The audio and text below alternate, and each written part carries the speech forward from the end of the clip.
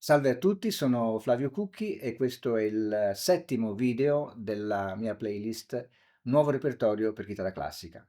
In questa playlist raccolgo musiche nuove, trascrizioni nuove o pezzi sconosciuti.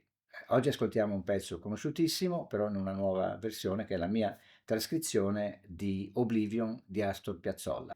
Dopo l'ascolto vi parlerò dei criteri che ho usato per trascrivere e dei consigli per l'interpretazione.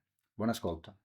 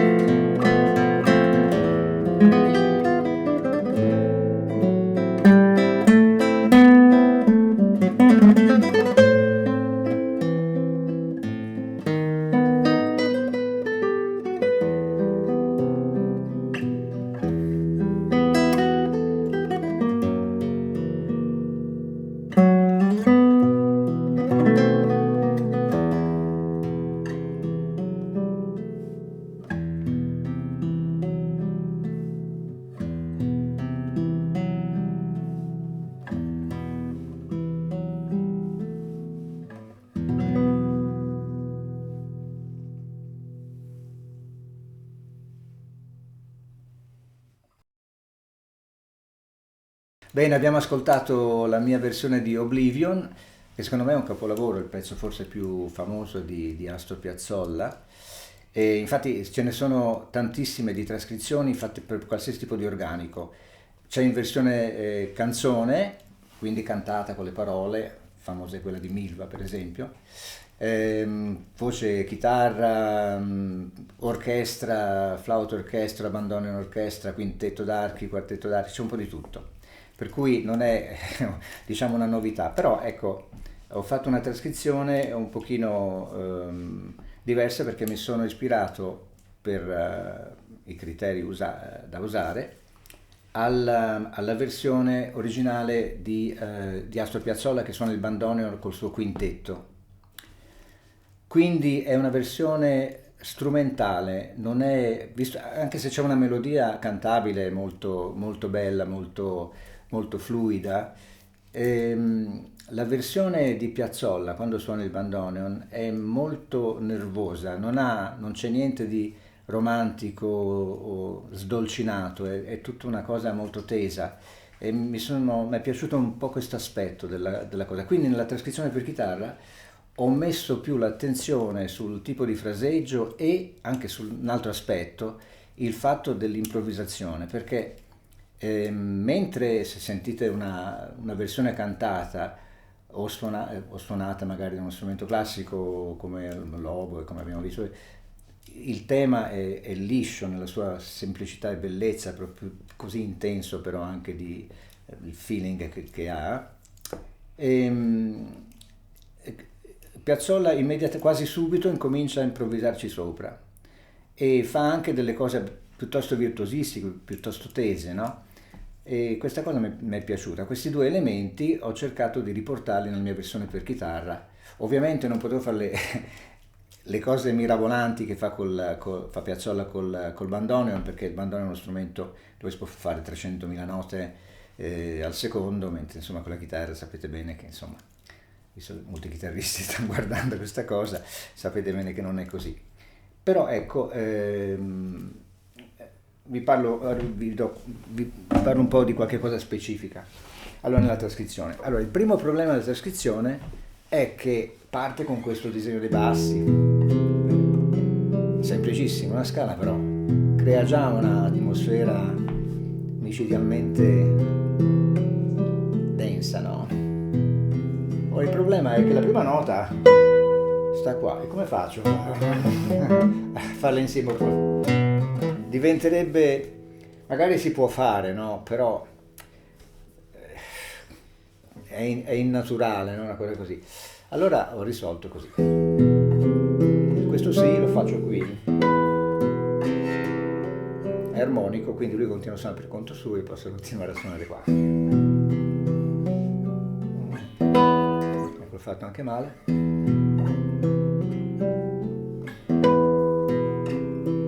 No? Poi vai, la melodia.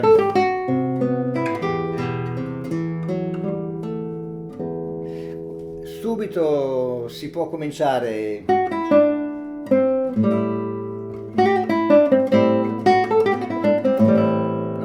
fare delle variazioni.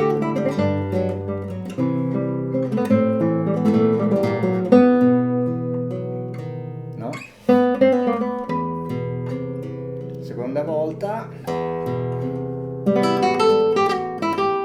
lui fa questo tipo di rubato che non è un po' duro, no? Poi qui si può fare in tanti modi, no? Anche questa frase oppure no, dipende come vi viene voglia di farlo.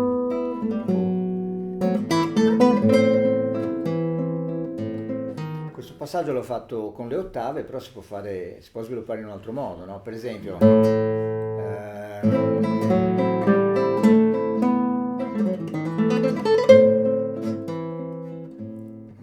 Oppure ancora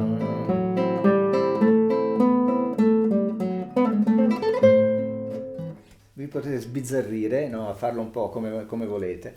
E io vi consiglio di farlo perché prima di tutto rispettiamo di più il senso di quello, almeno di questa versione di Oblivion, e poi penso che faccia bene anche ai chitarristi classici a cercare di sviluppare anche la propria fantasia improvvisando le cose, e vedrete che è una cosa in più che uno sviluppa e poi vi può servire anche quando suonate i pezzi classici normali. Cioè quella capacità un pochino di essere lì sul momento a fare le cose e non ripetere una cosa fatta 100.000 volte esattamente uguale, che è un rischio, no? Perché magari sì, fate bella figura, però insomma la musica dovrebbe avere un altro scopo secondo me. Bene, detto questo, ecco, poi c'è la parte centrale. La parte centrale, diciamo che nella versione del quintetto è fatta dal gruppo insieme, per cui praticamente mi levo il cappello di solista e lì faccio finta di essere un gruppo, no?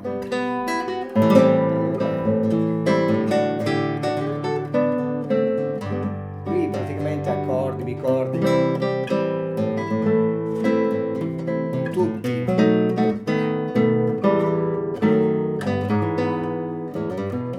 Eccetera, eccetera, no? Quindi qui il pezzo si rasserena un pochino in questa parte e quindi si suona senza tanti così, questo è il modo di vederla.